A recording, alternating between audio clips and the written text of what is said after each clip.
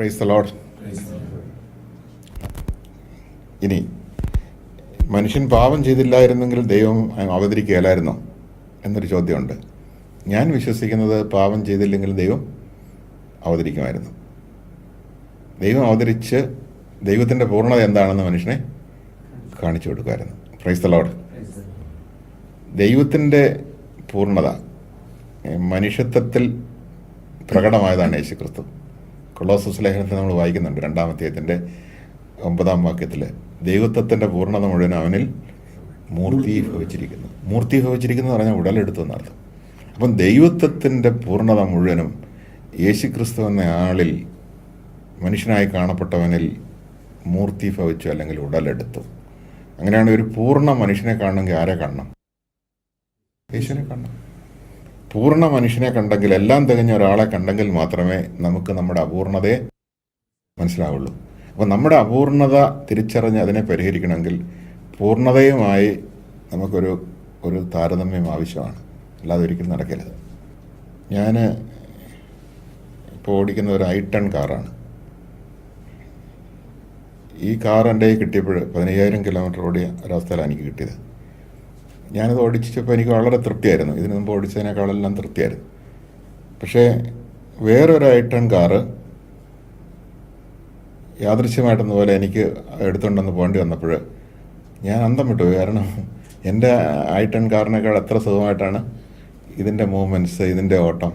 അപ്പോൾ ഞാൻ ഉടനെ തന്നെ മനസ്സിലാക്കി എൻ്റെ i10 കാറിന് എന്തോ ചില കുറവുകളുണ്ട്. അപ്പോൾ അത് പരിശോധിച്ചപ്പോഴാണ് മനസ്സിലായത് അതിൻ്റെ ബെയറിങ് മാറേണ്ടതുണ്ട്, അല്ലെങ്കിൽ അങ്ങനെ ചില കാര്യങ്ങളൊക്കെ ഉണ്ടായിരുന്നു. അതൊക്കെ അങ്ങ് മാറ്റിയതോടുകൂടി മറ്റേ കാർ ഓടിയതുപോലെ തന്നെ ഇതും ഓടുന്നതായിട്ട് എനിക്ക് അറിയാം. അപ്പോൾ കമ്പയർ ചെയ്തപ്പോഴാണ് എനിക്ക് മനസ്സിലായത്. അപ്പം ശരിയായ ഒന്നുമായിട്ട് നമ്മൾ കമ്പയർ ചെയ്യുമ്പോഴാണ് കുറവുകൾ അറിയുന്നത്. അപ്പം ഈശോ ഈ ഭൂമിയിൽ വന്നില്ലെങ്കിൽ ഇവിടെ അന്നുള്ള മനുഷ്യർക്ക്, ഇപ്പം മനുഷ്യൻ പാപത്തിൽ വീണില്ലെങ്കിൽ പോലും, ഒരു വീണ്ടെടുപ്പ് ആവശ്യമില്ലെങ്കിൽ പോലും ഒരു പൂർണ്ണത അവൻ ആവശ്യമുണ്ടല്ലോ. ആ പൂർണ്ണത വീണ്ടെടുപ്പാണ്. അപ്പം ഇന്നത്തെ അവസ്ഥ, ഈശോ വന്നപ്പോഴത്തെ അവസ്ഥ അല്ലെങ്കിൽ പോലും ഒരു പൂർണ്ണതയിലേക്കുള്ള ഒരു വളർച്ച മനുഷ്യന് ആവശ്യമുണ്ട്. അപ്പം ആ പൂർണ്ണനായ മനുഷ്യനെ പൂർണ്ണത എന്താണെന്ന് കാണിച്ചു തരാൻ വേണ്ടി അവിടുന്ന് വരും. ദൈവത്തിൻ്റെ സ്നേഹം എന്താണെന്ന്, ആ സ്നേഹത്തിൻ്റെ പൂർണ്ണത എന്താണെന്ന് കാണിച്ചു തരാൻ അവിടുന്ന് വരും. ആ സമയത്ത് അവിടുന്ന് അത് ആവിഷ്കരിക്കുന്നത് ഇതുപോലെ ആയിരിക്കണമെന്നില്ല. ആ സമയത്തെ മനുഷ്യൻ്റെ ആവശ്യകത അനുസരിച്ചായിരിക്കും അത് ആവിഷ്കരിക്കുന്നത്. ഇപ്പോൾ ഒരു ഉദാഹരണം പറയുകയാണെങ്കിൽ, ഞാൻ എൻ്റെ സ്നേഹം വ്യക്തമാക്കാൻ വേണ്ടി എൻ്റെ ഒരു പ്രിയപ്പെട്ട വീട്ടിൽ ചെല്ലുക. എൻ്റെ അനുജൻ്റെ വീട്ടിൽ തന്നെ ചെല്ലാന്നിരിക്കട്ടെ. അവിടെ 2 പിള്ളേരുണ്ട്. ഞാൻ വരുന്നത് കാണാനായിട്ട് കാത്തിരിക്കുന്ന പിള്ളേർ. അപ്പോൾ ഞങ്ങളെ എവിടെയെങ്കിലും വെക്കേഷന് കൊണ്ടുപോകണമെന്ന് പറഞ്ഞ് ഈയിടെ മുറുകി നിൽക്കുക. പേരപ്പൻ്റെ കാറിൽ എവിടെയെങ്കിലും ഒന്ന് കൊണ്ടുപോകണമെന്ന് പറഞ്ഞു. അപ്പോൾ ഞാൻ പറഞ്ഞു എറണാകുളം വരെ കൊണ്ടുപോകാമെന്നൊക്കെ പറഞ്ഞേക്കുക.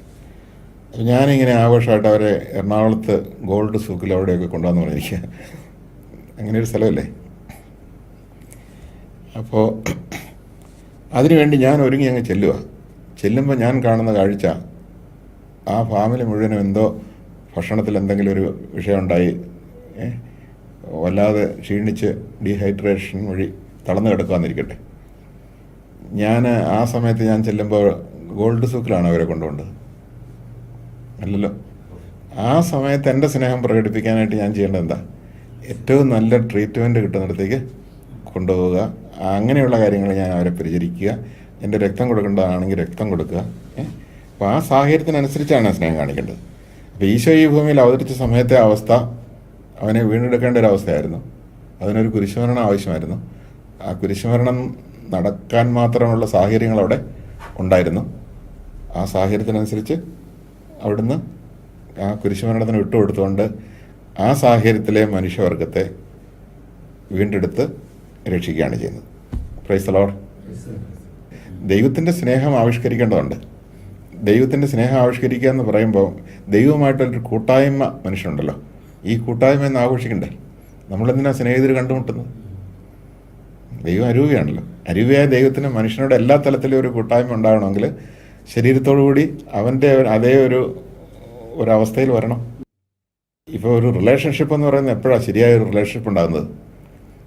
തുല്യത ഉണ്ടാകുന്നിടത്താണ്. അതുകൊണ്ടാണല്ലോ നമ്മൾ വിവാഹ അവസരത്തിലും ഒക്കെ തുല്യതയുണ്ടോ നോക്കുന്നു. വിശ്വാസപരമായ തുല്യത, വിദ്യാഭ്യാസപരമായ തുല്യത, കുടുംബത്തിൻ്റെതായ പാരമ്പര്യത്തിൻ്റെ തുല്യത, ഇതൊക്കെ നമ്മൾ നോക്കുന്നുണ്ട്. ആ തുല്യതയുള്ളിടത്തെ യഥാർത്ഥമായൊരു സ്നേഹബന്ധം നിലനിൽക്കുള്ളൂ. അപ്പം ദൈവം മനുഷ്യനോട് തുല്യതയിലായത് എന്താണ്? മനുഷ്യനുമായിട്ടുള്ളൊരു സ്നേഹബന്ധം, വിജയിക്കുന്ന ഒരു സ്നേഹബന്ധം ഉണ്ടാകാൻ വേണ്ടിയാണ്. അപ്പോൾ ആ സ്നേഹബന്ധത്തിന് വേണ്ടി അവിടുന്ന് മനുഷ്യനായിട്ട് അവതരിച്ച് വരും. അപ്പം വരുന്ന സമയത്തെ മനുഷ്യൻ്റെ അവസ്ഥയ്ക്ക് അനുസരിച്ച് ആ പൂർണ്ണതയിലേക്ക് അവനെ നയിക്കും. അങ്ങനെയാണ് ഞാൻ വിശ്വസിക്കുന്നത്. അല്ലാതെ പാപം ചെയ്തുകൊണ്ട് മാത്രം ദൈവം മനുഷ്യനെ സന്ദർശിക്കാൻ വന്നു എന്ന് കരുതുന്നതിനകത്ത് അവിടെ ഒരു അപൂർണത ഞാൻ കാണുന്നുണ്ട്. പാപം ചെയ്താൽ മാത്രമേ വരുള്ളെങ്കിൽ. അതുകൊണ്ടാണ് ചില ആളുകൾ അങ്ങനെ ചിന്തിച്ചവർ ഭാഗ്യപ്പെട്ട പാപം എന്നൊക്കെ പറയുന്നത്. ഞാൻ പറഞ്ഞത്, ദൈവത്തിൻ്റെ സ്നേഹം ഏത് സാഹചര്യത്തിൽപ്പെട്ട മനുഷ്യനും വെളിപ്പെടുത്താനും ആ പൂർണ്ണത വെളിപ്പെടുത്താനും തീർച്ചയായിട്ടും കൂട്ടായ്മയുടെ ഒരു ആഘോഷം നടത്താനും ദൈവം തീർച്ചയായിട്ടും വരുമെന്ന് തന്നെയാണ് ഞാൻ വിശ്വസിക്കുന്നത്. അത് സഭയുടെ വിശ്വാസത്തിനെതിരായ ഒരു ചിന്തയൊന്നുമാണെന്ന് ഞാൻ കരുതുന്നുമില്ല. അല്ലെങ്കിൽ പിന്നെ പാപം ചെയ്താൽ മാത്രമേ, ഇപ്പോൾ ഉദാഹരണത്തിന് ഞാൻ എൻ്റെ വീട്ടിൽ അവർ രോഗമായിട്ട് കിടന്നാൽ മാത്രമേ ചെല്ലുള്ളെങ്കിൽ എന്തോ ഒരു അപൂർണതയില്ലേ എൻ്റെ. അപ്പോൾ അവരുടെ സന്തോഷത്തിലും പങ്കുചേരാനും ഞാൻ ചെല്ലണ്ടേ, ദുഃഖത്തിലും പങ്കുചേരണം, ആവശ്യങ്ങളിലും പങ്കുചേരണം. അതാണല്ലോ ബന്ധം. അപ്പോൾ ചുരുക്കത്തിൽ ഈ ഒരു സാഹചര്യം, യേശു ഈ ഭൂമിയിൽ അവതരിച്ച സാഹചര്യം, വരേണ്ടി വന്ന സാഹചര്യം, അല്ലെങ്കിൽ വന്നപ്പോൾ ഉണ്ടായിരുന്ന സാഹചര്യം, ഈ സിക്സ്ത് സെൻസ് ഇല്ലാത്തൊരു സാഹചര്യം, അങ്ങനെ പല കുറവുകളും തകർച്ചകളും ഉണ്ടായിരുന്ന ഒരു സാഹചര്യം, വീണ്ടെടുപ്പ് അത്രമാത്രം ആവശ്യമായിരുന്ന ഒരു സാഹചര്യം, അതില്ലെങ്കിൽ നശിച്ചു പോകുന്ന ഒരു സാഹചര്യമായിരുന്നു. ആ സാഹചര്യം മനുഷ്യവർഗത്തെ ബാധിച്ചതുകൊണ്ടാണ് അവിടുന്ന് വന്ന് ഇങ്ങനെയെല്ലാം ചെയ്തത്. അപ്പോൾ ഇതെല്ലാമാണ് വാസ്തവത്തിൽ നമുക്ക് രക്ഷ നേടിത്തരുന്നത്. അങ്ങനെയാണെങ്കിൽ നമ്മുടെ രക്ഷയ്ക്ക് നമ്മൾ ആരോട് കടപ്പെട്ടിരിക്കുന്നു എന്നുള്ളതാണ് ചോദ്യം. ആരോട് കടപ്പെട്ടിരിക്കുന്നു? യേശു ക്രിസ്തുവിനോട് കടപ്പെട്ടിരിക്കുന്നു. ആർക്കാ കടപ്പാടുണ്ടാകുന്നറിയാമോ? ഈ രക്ഷ അനുഭവിച്ചവർക്കേ കടപ്പാടുണ്ടാവുള്ളൂ. അനുഭവിക്കാത്തവർക്ക് എങ്ങനെ കടപ്പാടുണ്ടാകും? ഉണ്ടാവില്ല. അനുഭവിച്ചവർക്ക് കടപ്പാടുണ്ടാവുള്ളൂ. അപ്പോൾ രക്ഷ അനുഭവിച്ചവർക്ക് യേശുവിനോട് വല്ലാത്ത ബന്ധമുണ്ടാകും, വല്ലാത്ത കടപ്പാടും ഉണ്ടാകും. രക്ഷ അനുഭവിക്കുന്ന വ്യക്തി രക്ഷയുടെ അനുഭവം അനുഭവിച്ച ആ നിമിഷം മുതൽ ജീവിതം യേശുവിന് വേണ്ടി ജീവിക്കും. തനിക്ക് വേണ്ടി ജീവിക്കില്ല. യേശുവിന് വേണ്ടിയും, യേശു ഏതിനു വേണ്ടി ജീവിച്ചോ അതിനുവേണ്ടിയും ജീവിക്കുമെന്നുള്ളത് രക്ഷ പ്രാപിച്ചൊരു തിരിച്ചറിയാനുള്ള അടയാളമാണ്. രക്ഷ പ്രാപിക്കാത്തവരെ സംബന്ധിച്ചിടത്തോളം അവർക്ക് ഒരു കടമ എന്നുള്ള രീതിയിൽ ഈശോയെ ആരാധിച്ചേക്കാം, അല്ലെങ്കിൽ അങ്ങനെയുള്ള കാര്യങ്ങളിൽ ഇടപെട്ടേക്കാം, അത്രയേ ഉള്ളൂ. അപ്പോൾ ഇതാണ് വാസ്തവത്തിൽ നമ്മളെക്കുറിച്ച് നമ്മൾ ചിന്തിക്കേണ്ടത്. എനിക്ക് വേണ്ടി, എന്നെ സ്വന്തമാക്കാൻ വേണ്ടി എൻ്റെ ഈശോ ഇത്രയെല്ലാം ചെയ്തു. അങ്ങനെയാണെങ്കിൽ ആ ഈശോയെ സ്വന്തമാക്കാൻ വേണ്ടി ഞാനും ഉപേക്ഷിക്കേണ്ടതിനെ ഉപേക്ഷിക്കണ്ടേ? അപ്പോൾ ഈശോ എന്നെ സ്വന്തമാക്കാൻ വേണ്ടി എന്ത് ചെയ്തു? ദൈവത്തോടുള്ള സമാനത പോലും വേണ്ടെന്ന് വെച്ചു. ഭൂമിയുടെ ദുഃഖത്തിലേക്ക്, ദുരിതങ്ങളിലേക്ക്, കഷ്ടപ്പാടുകളിലേക്ക്, അപമാനത്തിലേക്ക്, നിന്ദനത്തിലേക്ക്, കുരിശിൻ്റെ വേദനയിലേക്ക്, ദൈവത്തെ പോലും നഷ്ടപ്പെടുന്ന വേദനയിലേക്ക് കടന്നു വന്നു. അപ്പോൾ യേശു കുരിശിൽ കിടന്നുകൊണ്ട് പിതാവെ അങ്ങ് എന്നെ കൈവിട്ടോ എന്ന് ചോദിക്കുന്ന ആ സമയം ദൈവവുമായിട്ടുള്ള ബന്ധം വിച്ഛേദിക്കപ്പെട്ട ഒരു മനുഷ്യൻ്റെ, എന്ന് പറഞ്ഞാൽ നരകത്തിൽ പോയ ഒരു മനുഷ്യൻ്റെ വേദനയാണ് യേശു അവിടെ അനുഭവിച്ചത്. ഞാനിത് പറയുന്നത് വ്യക്തിപരമായൊരു അഭിപ്രായം പറയുന്നതല്ല, സഭയുടെ ഔദ്യോഗിക പഠനമാണത്. കാറ്റഗിസമത്തെ കാത്തലിക് ചർച്ചിൽ വ്യക്തമായിട്ടത് പറഞ്ഞിട്ടുണ്ട്. ഇപ്പോഴും പരിശുദ്ധ പിതാവ് 26-ാം പാപ്പ അടുത്ത കാലത്തും ഇതിനെക്കുറിച്ച് പറഞ്ഞിട്ടുണ്ട്. അപ്പോൾ അതുകൊണ്ട് ഈശോ വാസ്തവത്തിൽ നരകത്തിൽ വീണ ഒരു മനുഷ്യൻ്റെ വേദന അല്പസമയത്തേക്കാണെങ്കിലും അനുഭവിച്ചിട്ടുണ്ട്. അത്രമാത്രം അനുഭവിച്ചെങ്കിൽ എന്തിനു വേണ്ടി ഇത് അനുഭവിച്ചത്? നമ്മെ രക്ഷിക്കാൻ. എന്ന് വെച്ചാൽ മരിച്ചാൽ ഈ നരാവസ്ഥയിലേക്ക് പോകുന്നവരെ അവിടുന്ന് ആ അവസ്ഥയിൽ നിന്ന് ദൈവത്തോട് ഐക്യപ്പെടുന്ന ഒരവസ്ഥയിലേക്ക് കൊണ്ടുവരാൻ വേണ്ടിയാണ്. അപ്പോൾ എന്നിട്ട് ഇപ്പം എന്നാണെന്നറിയോ, ദൈവത്തെ നഷ്ടപ്പെട്ട മനുഷ്യന് ദൈവത്തെ നഷ്ടപ്പെട്ടതിന് വേദന അറിയണമെന്നില്ല. എന്തുകൊണ്ടാണ്? അവൻ്റെ ശരീരത്തിൽ അവൻ വസിക്കുന്നതുകൊണ്ടാണ്. ശരീരത്തിൽ നിന്നൊരു മനുഷ്യൻ വേർപെട്ടാൽ അവന് ക്രിസ്തുവിലെ അഭയമുള്ളൂ. ക്രിസ്തുവിലേക്ക് മടങ്ങാന്നുള്ളൂ. ക്രിസ്തുവിലേക്ക് മടങ്ങാൻ തക്ക വിധം അവൻ ക്രിസ്തുവിന് വേണ്ടി തീരുമാനം എടുത്തവൻ, അല്ലെങ്കിൽ പിന്നെ അവൻ്റെ അവസ്ഥ എന്താ? എങ്ങുമില്ലാത്ത അവസ്ഥയാണ്. എന്നോർത്ത് നോക്കി, എങ്ങുമില്ലാത്തൊരവസ്ഥ. അടുത്ത കാലത്ത് ഒരു ഫ്ലൈറ്റ് എങ്ങനെയോ ഒരു രാജ്യത്തിൻ്റെ അതിർത്തിയിൽ അറിയാതെ ചെന്ന് കയറി.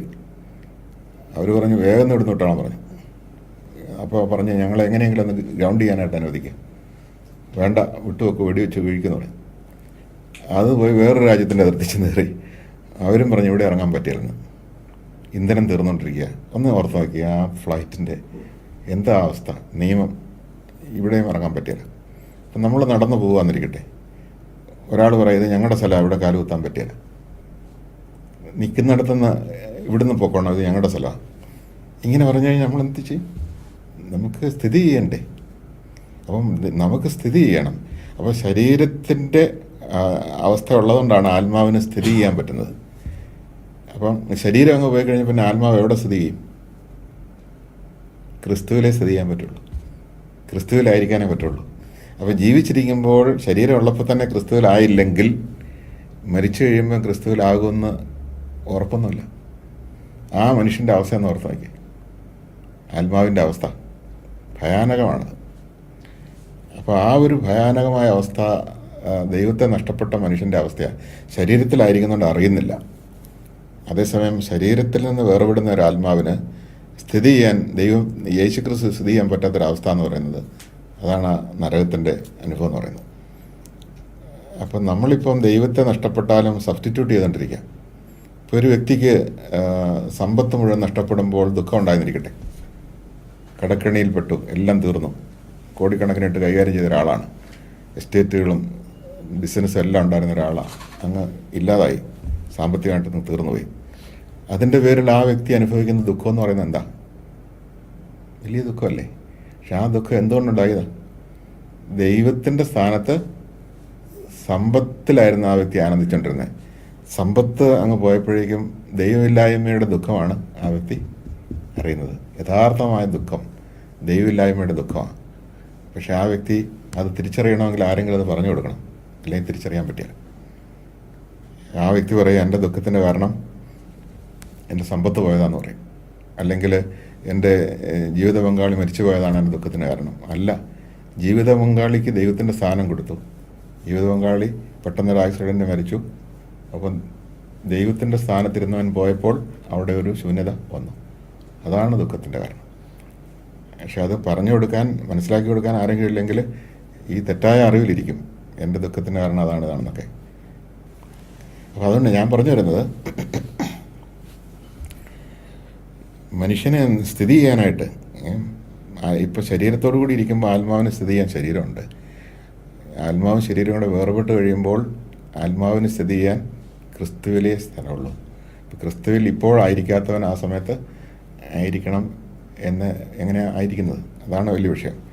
അപ്പോൾ എന്നെ സ്വന്തമാക്കാൻ വേണ്ടി, എന്നെ ക്രിസ്തുവിലാക്കാൻ വേണ്ടി എൻ്റെ ഈശോ സ്വർഗത്തിൽ നിന്ന് ഇറങ്ങി വന്ന് ഈ പാടുപെടുകളൊക്കെ സഹിച്ച്, നിന്ദനം സഹിച്ച്, നരകത്തിൽ വീണതിൻ്റെ വേദന പോലും സഹിച്ചു. പക്ഷെ ആ ക്രിസ്തുവിനെ സ്വന്തമാക്കാൻ വേണ്ടി ഞാനൊന്നും ത്യജിക്കുന്നില്ലെങ്കിൽ, എൻ്റെ ഈശോ ഇതെല്ലാം ത്യജിച്ചു, ദൈവത്തോടുള്ള സമാനത ത്യജിച്ചു, സകലതും ത്യജിച്ചു. പക്ഷെ ആ ക്രിസ്തുവിനെ സ്വന്തമാക്കാൻ വേണ്ടി ഞാനൊന്നും ത്യജിക്കുന്നില്ലെങ്കിൽ എന്തൊരു ഭയാനകമായ ഒരു നിലപാടാണ് നമ്മുടെ, അല്ലേ? അതുകൊണ്ടാണ് പൗലോസിലെ പറയുന്നത്, അവിടുന്ന് എന്നെ സ്വന്തമാക്കിയെന്ന് എനിക്ക് ഉറപ്പുണ്ട്, പക്ഷെ ഞാൻ ഇനിയും അവനെ സ്വന്തമാക്കിയിട്ടില്ല. അവിടുന്ന് എന്നെ സ്വന്തമാക്കി, പക്ഷെ ഞാൻ അവനെ സ്വന്തമാക്കണം. ആ സ്വന്തമാക്കൽ എങ്ങനെയാണ്? ആ സ്വന്തമാക്കൽ എൻ്റെ പരിത്യാഗത്തിലൂടെയാണ്, എൻ്റെ ഉപേക്ഷയിലൂടെയാണ്. അപ്പം ഞാൻ എനിക്ക് പ്രിയപ്പെട്ടതും എനിക്ക് രസകരമായതും എനിക്ക് സന്തോഷം തരുന്നതുമായ എന്തിനേയും ഉപേക്ഷിക്കേണ്ടി വന്നാൽ ഉപേക്ഷിക്കാനുള്ള ധീരത കാണിക്കണം. ആ ധീരതയിലാണ് അവനെ എനിക്ക് സ്വന്തമാക്കാൻ സാധിക്കുന്നത്. അതുകൊണ്ട് ഒന്നും കൈവശം വെക്കേണ്ടെന്നല്ല എൻ്റെ അർത്ഥം. ഒന്നിനോടും അറ്റാച്ച്മെൻറ്റ് ഉണ്ടാകാൻ പാടില്ലെന്നുള്ള ഒന്ന്. രണ്ടാമത് ഞാൻ നേരത്തെ സൂചിപ്പിച്ചതുപോലെ ഒന്നിൻ്റെയും ഉടമസ്ഥനാകാതിരിക്കുക. എല്ലാം അവന് വേണ്ടി കൈകാര്യം ചെയ്യുന്ന കാര്യസ്ഥനായിട്ട് ഇരിക്കുക. അവൻ എന്നെ സ്വന്തമാക്കിയെങ്കിൽ അവനെ സ്വന്തമാക്കാൻ വേണ്ടി, അവൻ്റെ കാര്യത്തിന് വേണ്ടി, അവൻ്റെ രാജ്യത്തിന് വേണ്ടി എൻ്റെ കൈവശമുള്ളത് എന്തും, എൻ്റെ ആരോഗ്യവും എൻ്റെ ശക്തിയും കഴിവുകളും സമ്പത്തും ഒക്കെ അവന് വേണ്ടി വ്യയം ചെയ്യാൻ ഞാൻ തയ്യാറാവുകയും ചെയ്യുമ്പോഴാണ് ഞാൻ അവനെ സ്വന്തമാക്കുന്നത്. എന്നോട് കോട്ടയംകാരനൊരു വ്യക്തി അമേരിക്കയിൽ വെച്ച് പറഞ്ഞൊരു കാര്യം ഞാൻ ഓർക്കുന്നുണ്ട്. മദർ തെരേസയുടെ പ്രേക്ഷിത പ്രവർത്തനങ്ങൾക്ക് വേണ്ടി ഒരു കളക്ഷൻ എടുക്കുന്നൊരു സമയം. ഈ കളക്ഷൻ എടുക്കാനായിട്ട് ബാഗ് ഇങ്ങനെ പോകുമ്പോൾ ഇദ്ദേഹം അത് അറിയാമായിരുന്നുണ്ട്, നേരത്തെ പറഞ്ഞിരുന്നു അടുത്ത ആഴ്ച ഇങ്ങനെ ഒരു കളക്ഷൻ ഉണ്ടെന്ന്. അദ്ദേഹം തീരുമാനിച്ചു ഒരു $40 ഈ കാര്യത്തിന് കൊടുക്കണം. ആകപ്പാടെ അദ്ദേഹം സാറിന് കൊടുത്തു വരുന്നത് $5 അല്ലെങ്കിൽ കൂടിയ $10 ഇങ്ങനെയുള്ള പിരിവിന്. അദ്ദേഹം വിചാരിച്ച ഒരു $40 കൊടുക്കണം. വലിയൊരു തുകയായിട്ട് അദ്ദേഹം 20 കറൻസി ബില്ലുകൾ അദ്ദേഹം ഡോളർ ബില്ലുകൾ അദ്ദേഹം എടുത്ത് പേഴ്സിൽ വെച്ചു. കാരണം അധികം പേഴ്സിൽ വെക്കാറില്ലല്ലോ, ഈ ക്രെഡിറ്റ് കാർഡൊക്കെ ഉള്ളതുകൊണ്ട്. അപ്പം അദ്ദേഹം ഇങ്ങനെ അതൊക്കെ വെച്ച് പള്ളിയിൽ ചെന്നു. ബാഗ് വന്നു, ഒരു കൊട്ടയാണ്, ഇട്ടു. ഈ 2 കൂടെ വലിച്ചെടുത്ത് അങ്ങ് ഇട്ട് കഴിഞ്ഞപ്പോഴാണ് അദ്ദേഹം ഇട്ടപ്പോൾ കഴിഞ്ഞപ്പോഴാണ് കണ്ടത് ഇത് 20 ആയിരുന്നില്ല, 100 2 അദ്ദേഹം എടുത്തു വെച്ചത് 20 പകരം 100 എടുത്തു വെച്ചത്. 100 കറൻസി ബില്ലുകളാണ് എടുത്തിട്ട്. ഇട്ട് കഴിഞ്ഞപ്പോഴേ അദ്ദേഹം പറഞ്ഞു, എന്തോ ശരീരത്തിൽ നിന്ന് എൻ്റെ ചങ്കയിൽ നിന്ന് എന്തോ അടർന്നു പോയതോടൊരു വേദന, കഷ്ടമായി പോലെ. തിരിച്ചെടുക്കാൻ പറ്റുമോ? ഇട്ടില്ലേ, തിരിച്ചെടുക്കാനും പറ്റിയില്ല. ഭയങ്കരമായിട്ട് എന്തോ ചങ്കിൻ്റെ ഒരു ഭാഗം കണ്ടിച്ചു പോയാൽ തോന്നിയെന്ന് പറഞ്ഞു. പിന്നെ അവസാനം ഇങ്ങനെ ആശ്വസിച്ചു, എങ്ങനെയായാലും ഇത് മദർ തെരേസയ്ക്ക് കൊടുക്കുന്നതാണല്ലോ, ദൈവത്തിന് വേണ്ടി കൊടുക്കുന്നതാണല്ലോ എന്ന് വിചാരിച്ച് അദ്ദേഹം ആശ്വസിച്ച് അങ്ങനെ ഒരു സമാശ്വാസം കണ്ടെത്തുന്ന തരത്തിലൊരു പ്രാർത്ഥനയൊക്കെ നടത്തി. അദ്ദേഹം എന്നോട് പറയായിരുന്നു, ആ പ്രാർത്ഥനയൊക്കെ കഴിഞ്ഞോടുകൂടി അദ്ദേഹത്തിന് ഒരിക്കലും ഉണ്ടാകാത്ത ഒരു സമാധാനം, ഒരു ശാന്തി, എന്തോ ഒരു സുഖമുള്ളിൽ നിറയുന്നു. അപ്പോഴാണ് ചില ബൈബിൾ വായനയൊക്കെ പിന്നീട് മനസ്സിലായെന്ന് പറഞ്ഞു. അത് കഴിഞ്ഞ് തന്നെ ധ്യാനമൊക്കെ കൂടിക്കഴിഞ്ഞപ്പോൾ അദ്ദേഹം എന്നോട് പറയുണ്ടായി, ആ ധ്യാനത്തിലൂടെ ഒരുപാട് കാര്യങ്ങൾ മനസ്സിലായി. പിന്നീട് അദ്ദേഹം പറയായിരുന്നു, എപ്പോഴൊക്കെ കൊടുക്കാൻ അവസരം ഉണ്ടാകുമോ അപ്പോഴൊക്കെ കൊടുക്കേണ്ടതാണെന്ന് കർത്താവ് തോന്നിപ്പിക്കും. അപ്പോഴൊക്കെ ഞാൻ അങ്ങ് അളവ് നോക്കാതെ എൻ്റെ ആവശ്യം കഴിയും മിച്ചമുള്ളത് ഞാൻ കൊടുക്കാൻ തുടങ്ങി. അങ്ങനെ കൊടുക്കാൻ തുടങ്ങിയപ്പോഴത്തേക്കും പീസ് എന്താണെന്ന് ഞാൻ മനസ്സിലാക്കി, പീസ് ഓഫ് മൈൻഡ് എന്താണെന്ന് മനസ്സിലാക്കി. അതുകൊണ്ട് ഇപ്പോൾ കൊടുക്കുന്നതിനകത്തെ സുഖം, കൊടുക്കുമ്പോൾ കിട്ടുന്ന രീതി, കൊടുക്കും നിങ്ങൾക്ക് കിട്ടുമെന്നല്ലോ ഈശോ പറഞ്ഞിരിക്കുന്നത്. അപ്പോൾ ഈ കിട്ടാനായിട്ട് ഒരാൾക്ക് യോഗ്യത ഉണ്ടാകുന്ന, അല്ലെങ്കിൽ സ്വീകരിക്കാനായിട്ട്, കിട്ടുക എന്നുള്ളതല്ല, സ്വീകരിക്കാനായിട്ട് ഒരാൾ പാകമാകുന്നത് കൊടുക്കുമ്പോഴാണ്. കൊടുക്കാത്ത ഒരാൾക്ക് സ്വീകരിക്കാനായിട്ട് ശേഷിയില്ലാതെ പോകും. അപ്പോൾ കൊടുക്കുന്നവർക്ക് സ്വീകരിക്കാൻ ശേഷി ഉണ്ടാകും. അപ്പോൾ തമ്പുരാൻ്റെ നാമത്തിൽ തമ്പുരാന് നമ്മൾ 10 അളവ് കൊടുക്കുമ്പോൾ 100 അളവായിരിക്കും നമുക്ക് സ്വീകരിക്കാനുള്ള ശേഷി കിട്ടുന്നത്. അങ്ങനെയാണ് ഓരോരുത്തരും വാസ്തവത്തിൽ കൂടുതലുള്ളവരായിട്ട് തീരുന്നത്. കൊടുക്കുകയും നിങ്ങൾക്ക് കിട്ടും.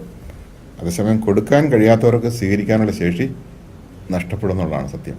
ദൈവം കൊടുക്കാഞ്ഞിട്ടല്ല, സ്വീകരിക്കാനുള്ള ശേഷി അവർക്ക് ഉണ്ടാവുകയില്ല. Praise the Lord. അപ്പോൾ അതുകൊണ്ട് യേശുവിൻ്റെ കുരിശുമരണവുമായിട്ട് ബന്ധപ്പെട്ട ഈ കാര്യത്തിൽ നമ്മൾ അവസാനം ചിന്തിച്ചതാണ്, എന്നെ സ്വന്തമാക്കാൻ വേണ്ടി എൻ്റെ ഈശോ ഇത്രയെല്ലാം സഹിച്ചെങ്കിൽ, ഇത്രയെല്ലാം ഉപേക്ഷിച്ചെങ്കിൽ, എനിക്ക് വേണ്ടി ഉപേക്ഷിച്ചെങ്കിൽ, ആ ഈശോയെ സ്വന്തമാക്കാൻ വേണ്ടി ഞാൻ എന്തൊക്കെയാണ് ഉപേക്ഷിച്ചിട്ടുള്ളത്? എൻ്റെ സമയം ഞാൻ ഈശോയ്ക്ക് വേണ്ടി കൊടുത്ത് ഉപേക്ഷിച്ചിട്ടുണ്ട്. എൻ്റെ സമ്പത്തിൻ്റെ ഉപേക്ഷ എങ്ങനെയാണ്? എൻ്റെ ആരോഗ്യത്തിൻ്റെ, കഴിവുകളുടെ എല്ലാ തരത്തിലും അത് നമ്മൾ നോക്കണം. അപ്പോൾ എത്രമാത്രം ഈശോയെ സ്വന്തമാക്കാൻ നമുക്ക് സാധിക്കുന്നു കൊടുക്കുന്നതനുസരിച്ചാണ്. ഇവിടെ ഈശോ മനോഹരമായൊരു കാര്യം പറയുന്നുണ്ട്. മർക്കോസ് 10 നമ്മളത് വായിക്കുന്നുണ്ട്. നിത്യജീവൻ അവകാശമാക്കാൻ വേണ്ടി ഞാൻ എന്ത് ചെയ്യണമെന്ന് ചോദിച്ചുകൊണ്ട് വന്നവനോട് ഈശോ പറയുന്നത്, നിനക്കുള്ളതെല്ലാം ഉപേക്ഷിക്കാൻ തയ്യാറാണ്. അങ്ങനെ ഉപേക്ഷിക്കുമ്പോൾ നിനക്ക് നിത്യജീവൻ ഉണ്ടാവും. പിന്നെ വന്ന് എന്നെ അനുഗമിക്കുക. പലരും വിചാരിച്ചിരിക്കുന്ന അനുഗമിച്ചാൽ കിട്ടുന്നതാണ് നിത്യജീവൻ എന്ന് പറഞ്ഞ് പുറകെ നടക്കുക, ഈശോയെ കർത്താവെന്ന് പറഞ്ഞുകൊണ്ട്. കൂടെ നടന്നുകൊണ്ട് അനുഗമിച്ചുകൊണ്ട് കിട്ടുന്നല്ല, അത് അനുഗാമം അല്ലത്, ഒരു അനുയായിയായിട്ട് നടക്കാന്നുള്ളൂ. അനുഗമിക്കുക എന്ന് പറയുന്നത് അനുയായിയായിട്ട് നടക്കാന്ന് പറയുന്നുണ്ട്. അനുഗമിക്കുക എന്ന് പറഞ്ഞാൽ ഗുരുവിന് പകരമാകുക എന്നർത്ഥം. അനുയായി എന്ന് പറഞ്ഞാൽ എന്തെങ്കിലും കിട്ടാൻ വേണ്ടി പുറകെ നടക്കുക എന്നർത്ഥം. അപ്പോൾ ഗുരുവിനോടൊത്താകുക, ഗുരുവിന് പകരമാകുക, അതാണ്. അപ്പോൾ ആ രീതിയിൽ എൻ്റെ ജീവിതം, ഞാൻ നേരത്തെ പറഞ്ഞില്ലേ, ഒരു ദൈവമില്ലെന്ന് വിശ്വസിക്കുന്ന ഒരു വ്യക്തി പോലും താൻ ഒരു സംഘടനയുടെ ഭാഗമായപ്പോൾ, ഒരു എന്താ പറയുക, പ്രത്യയശാസ്ത്രത്തിൻ്റെ ഭാഗമായപ്പോൾ അതിൻ്റെ വളർച്ചയ്ക്ക് വേണ്ടി, വികാസത്തിന് വേണ്ടി തനിക്കുള്ളതെല്ലാം കൊടുത്തു എങ്കിൽ ദൈവത്തിൽ വിശ്വസിക്കുന്നവരും ദൈവരാജ്യത്തിന് വേണ്ടി ജീവിക്കുന്നവരുമായ നമ്മൾ വാസ്തു എന്തുമാത്രം പരിത്യജിക്കേണ്ടതാണ് വാസ്തുലോർത്ത് നോക്കിയാൽ. ആ പരിത്യാഗം എന്ന് പറയുന്നത് നമ്മളെ വളർത്തുകയും നമ്മളെ ആനന്ദിപ്പിക്കുകയും സമാധാനത്തിൽ കാത്തു സൂക്ഷിക്കുകയും ഒരിക്കലും തിന്മയിലേക്ക് പോകാതെ വിശുദ്ധിയിൽ നമ്മളെ നിലനിർത്തുകയും ചെയ്യുന്നതാണ് സത്യം. Praise the Lord. അപ്പോൾ പൗലോസ്ലീഹ പറഞ്ഞു, ക്രിസ്തു എന്നെ സ്വന്തമാക്കിയെന്ന് എനിക്ക് ഉറപ്പുണ്ട്, ഞാൻ ഇനിയും അവനെ സ്വന്തമാക്കിയെന്ന് പറയുന്നില്ല, എനിക്ക് ഇനിയും സ്വന്തമാക്കാനുണ്ട്. എന്ന് പറഞ്ഞാൽ എനിക്കിനി ഒത്തിരി ഉപേക്ഷിക്കാനുണ്ടെന്നുണ്ട്. അതുകൊണ്ട് ഉപേക്ഷിക്കേണ്ട സാഹചര്യത്തിൽ നമ്മൾ ഉപേക്ഷിക്കുന്നില്ല എങ്കിൽ തീർച്ചയായിട്ടും അവനെ കിട്ടാത്തതിൻ്റെ ദുഃഖം തീർച്ചയായിട്ടും നമ്മുടെ ജീവിതത്തിലൊരു ദുഃഖം ഉണ്ടാകും. ആ ദുഃഖം എന്ന് പറയുന്നത് നമുക്ക് തോന്നുന്നു ഏതോ ഒന്ന് നഷ്ടപ്പെട്ടതിൻ്റെ ദുഃഖമാണെന്ന്. പക്ഷെ അത് ക്രിസ്തുവിനെ നഷ്ടപ്പെട്ടതിൻ്റെ ദുഃഖമാണെന്നുള്ള തിരിച്ചറിവിലേക്ക് വരുമ്പോൾ അവൻ അതിലേക്ക് വരുന്നത്. ഞാൻ പറഞ്ഞത് ബോധമനസ്സോട് ഉപേക്ഷിച്ചില്ലെങ്കിൽ പോലും നമ്മുടെ ജീവിതത്തിൽ ഉപേക്ഷകളുണ്ടാകുമ്പോൾ, നഷ്ടങ്ങളുണ്ടാകുമ്പോൾ ആ നഷ്ടത്തിലേക്കെങ്കിലും കർത്താവിനെ കൊണ്ടുവരാൻ നമ്മൾ പരിശീലിക്കുകയാണെങ്കിൽ അതിനപ്പുറം പോകാനായിട്ട് സാധിക്കുമെന്ന് പറയാം. Praise the Lord.